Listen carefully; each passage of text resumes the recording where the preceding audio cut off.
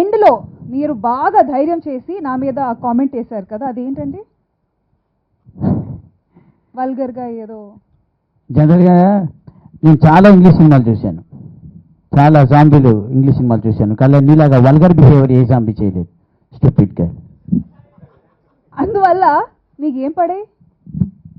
ఇంకా రావాలి, చెక్ రావాలి. దెబ్బలు పడే మీకు సినిమాలో.